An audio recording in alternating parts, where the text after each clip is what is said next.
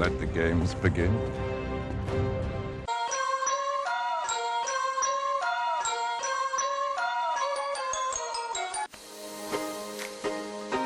Welcome to Pimpy's Investment Chat, where we keep investment talk simple. And here's your host, Pimpy. What is going on out there, peeps? Oh yeah, let the games begin. This is some of the concerns that I had, but so far, nothing major, just a shot across the bow. Let's get into this.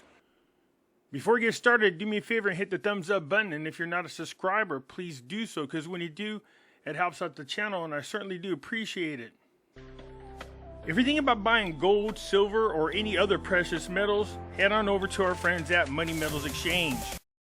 The link is down below in the description, or just type in www.moneymetals.com/Pimpy. If you make a purchase when you follow that link, you will automatically be entered for a chance to win 10 free silver ounces. So get started today, and hopefully your stack will start to look like this real soon.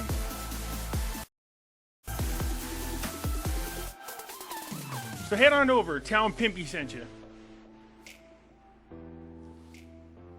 You can follow me over on other platforms. I do have my own group over on Facebook called Pimpy's Investment Chat.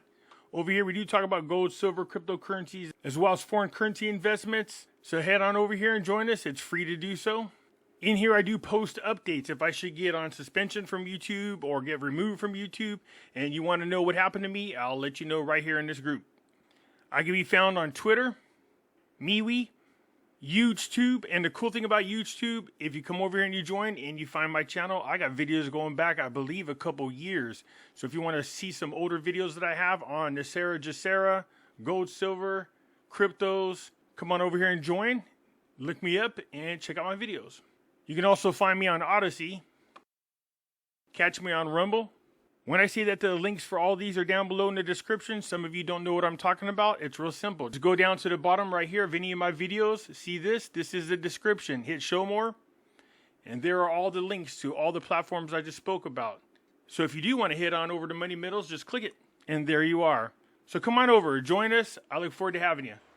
All right, I know there's a lot of chitter-chatter going on about all the things that are going to Iraqi Bank. I get it. I understand that. But just understand that there's changes happening, that Iraq wants to do more to make sure that there's funds available for projects, funds available for people who want to come in and take out a personal loan, funds available for people who want to start businesses.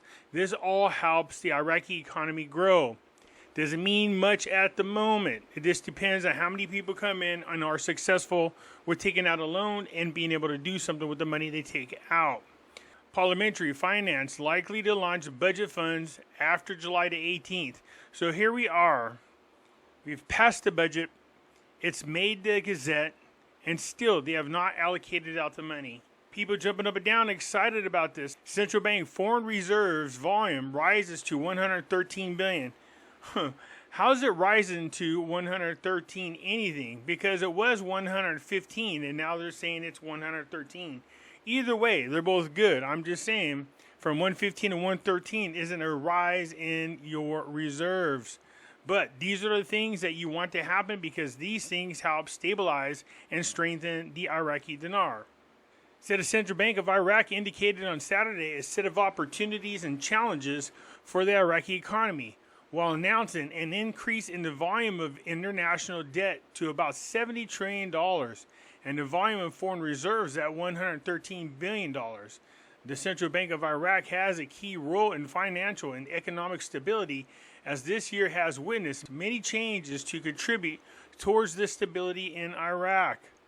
Said there are many opportunities for Iraqi economy, the central bank, all ministries and private sectors, including GDP growth and a surplus of general budget law affected by global oil prices, and an increase in volume deposits and credits in general, as well as an increase in foreign reserves to $113 billion. He pointed out that despite these opportunities, there are challenges, including the adoption of the budget law, with a very large size in which public expenditures reach $198 billion as planned for this year.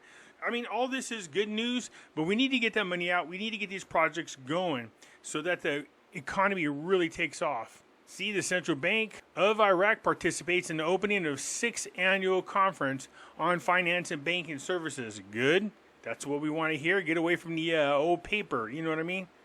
The governor of the Central Bank of Iraq receives a delegation from the International Finance Corporation, the IFC, and all they did is go through and talk about all the changes that are taking place in Iraq, which is good. That's what we want to see. The more they're reforming the banking system, the less likely it is to be ripped off like they normally are. Plus, I like the fact that they're grabbing control of all these different types of institutions that are out there that are contributing to the corruption of the Iraqi Dinar and the country itself, such as the exchange companies we spoke about before. So the finance minister, Iraq has the necessities of a strong economy. Hey, I've been saying that. If they get this budget passed and you can keep them from corruption, they have all the necessities necessary to have a very strong economy. We still want Iraq to develop more companies for them to generate fees away from oil. They're too reliant on oil, and there's too many things going on right now between the U.S. and Iraq. There seems to be a pissing match to see who can pee the furthest, but it's not what you want. But so far right now, mean words going back and forth with some slight movement in regards to the deal between Iran and Iraq. The governor of the Central Bank of Iraq visits the Iraqi Bank for Trade and Industry. So he went there to have a conversation with the people that are running the banks and finding out what it is they need help with and what it is they're doing good and what areas they might need more help in. And sit on the sidelines of the visit, His Excellency met with the advanced staff of the two banks, listening to the most prominent problems and challenges facing the two banks, directing the need for consistency of banking plans and directives with the program and objectives of the government and the Central Bank of Iraq, stressing the work to reform and develop the Iraqi bank sector. His Excellency, the governor of the Iraq Trade Bank, urged why is everybody His Excellency? Come on now. Urged the bank to open a prominent and advanced center for conducting commercial transfers to provide its services quickly and accurately, which contributes to the implementation of the largest number of those remittance and of low wages, which contributes to encouraging the entry of trades into external transfer system and achieving market stability and exchange rate, which is exactly what we want. And they seem to have stable just a little bit when it comes to exchange rate. Al-Alaq directs the Iraqi Bank for Trade and Industrial to diversify the productive base, which this article is pretty much the same as the other one. He just wants a lot more diversity within the banking industry. Right here, Deputy Governor of the Central Bank, the campaign to support the dinar succeeded. And here's the evidence. So the Deputy Governor of the Central Bank announced on Sunday the success of the campaign to support the dinar, and while stressing the implementation of controls that help stabilize the exchange rate, he pointed out that there is no problem with the amount of foreign currency supplies. Again, what we're keeping an eye on is the cost per barrel of oil, because it really will affect the economy over there in Iraq.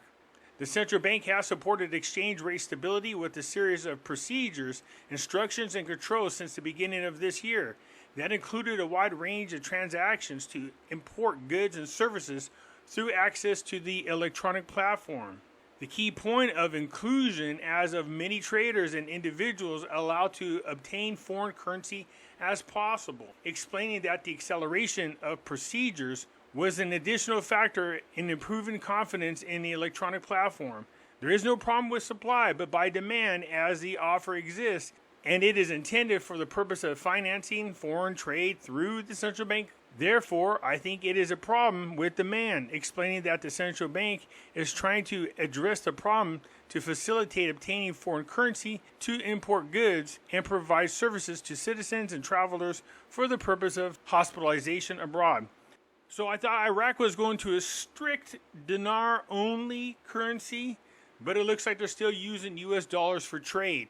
He pointed out that the debt support campaign succeeded by the evidence that there are many goods and services that are now priced into the dinar instead of the U.S. dollar, especially electrical and electronic devices. Activating electronic payment in all sectors and shops takes some time, and there is a great demand and readiness by public sector companies as well as the private sector, explaining that there are great preparation and continuous meetings held by the central bank with all concerned authorities, as the current period is the stage of preparing arrangements for the purpose of starting electronic delivery by public sector companies and the private sector. So this is good news. So here's the part where I was talking about could be a game. Here's something we got to keep an eye on. SOMO, Iraq's oil production will not be affected by the Iran swap deal. So it said Iraq's oil production will not be affected by an agreement to pay for Iranian gas imports by swapping fuel oil and crude oil from Baghdad. Oil marketing from SOMO said on Sunday. Iraq, OPEC's second largest oil producer, is struggling as North Oil continues to be suspended, the company said in an explanatory statement to the news. So that's what we don't want to hear, is anything to do with production suspension, okay?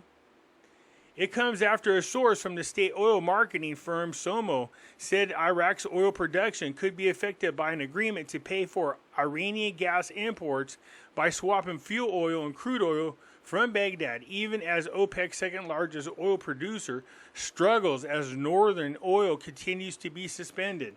As long as they keep that oil per barrel, they should be okay, but we'll see. Iraq's Prime Minister Soudani said at a live press conference on July 11th that Iraq and Iran signed an agreement to swap crude oil and fuel oil from Baghdad for gas and electricity imported from Tehran due to difficulties in paying the country subject to U.S. sanctions. So what they do, they found a workaround. According to Standard & Poor's Global, citing a source at SOMO in a report seen by the news, although the implementation of the oil and gas swap deal will take time, Iraq will likely try to increase production from its huge southern fields to compensate for the loss of production and the continued suspension of exports through the Turkish port of Sinyan. SOMO has not yet received details on the start of this swap deal, the amount of crude oil and fuel oil to be exported to Iran, or the crude grades to be sold, the source said. So here's where I'm concerned. I'm curious to see how the Biden administration is going to deal with this. Now, they've already made threats, but let's see if they go through. Another problem that we have is Iran recently just confiscated, for some strange reason, a Russian oil tanker that was in their straits. Now, I'm not sure why they went after a Russian tanker, but it ended up that the U.S. military had to go out there and bail that ship out. That's not a good move on Iran's part if they're trying to work with Iraq when Iraq's part of OPEC Plus, which is involved with Russia if you piss Russia off. Anyways, look, they're looking okay. I am concerned about this deal between Iran and Iraq. Let's hope that it doesn't really affect too much, but the fact that the production is been suspended is a little bit of a concern. As long as they maintain their price per barrel, they should be okay. That's it for now. Let me know what you think, and I'll catch you later. I'm out.